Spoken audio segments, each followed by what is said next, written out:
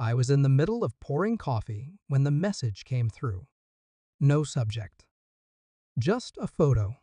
My son, Jacob, 10 years old, is sitting alone on the cracked stone steps of a church.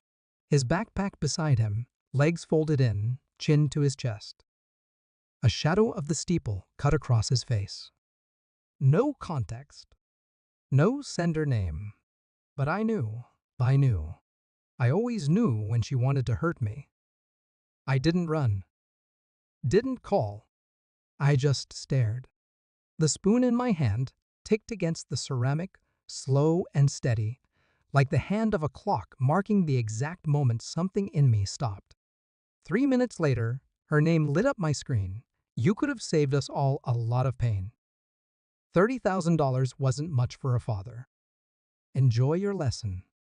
She used the word lesson, as if abandonment was pedagogy, as if Jacob was a chalkboard she could scrawl her spite on. She had called 3 months ago, voice like sugar soaked in vinegar. Said her new husband Chad was starting a business. Something about crypto or consulting or whatever scam was fashionable this quarter. I told him you'd help, she said casually, like I owed her support for the man she cheated on me with. She said it with Jacob in the background, humming, playing completely unaware he was about to become collateral. I refused. Calmly, not out of anger, not out of pride, because I saw what she was really asking. She didn't want money. She wanted power. The next week, visitation got strained. Jacob seemed confused, distant. He said they were too busy to drop him off. Sometimes he'd call me from her phone late at night, whispering like he wasn't supposed to. Then nothing. For 2 weeks, silence. And then the church steps. That photo, that lesson, I didn't confront her. Not yet. She expected rage, accusations, a scene. I gave her silence. Instead, I focused on Jacob. Picked him up from the church without a word. Took him home. Fed him. Watched the way he flinched at doorbells. Held him when he pretended not to cry in his sleep. He didn't ask about his mother. And I didn't mention her. But I documented everything. Every missed call, every message, every late pickup. Security footage from the church. Medical reports noting stress indicators in Jacob's behavior. I filed for emergency custody and psychological evaluation. While she posted filtered smiles with Chad, I was quietly building a case sharp enough to bleed. And then I found the receipts. Not just financial ones, though those helped. Digital ones. Messages between her and Chad. Conversations where they laughed about making him me beg. They called Jacob a pawn. Used the word like it was a strategy session. That was the last night I felt warmth in my chest. 3 months after the church. Family court. Polished floors. Sterile air.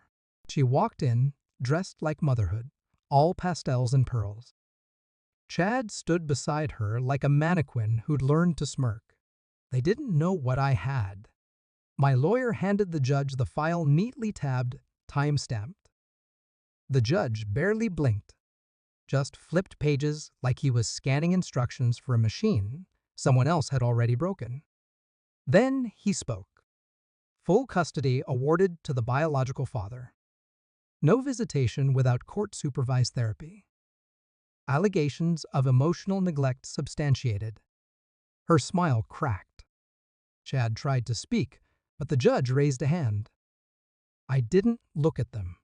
Not until I passed by Jacob's hand in mine and paused just long enough to drop a copy of the printed messages at her feet.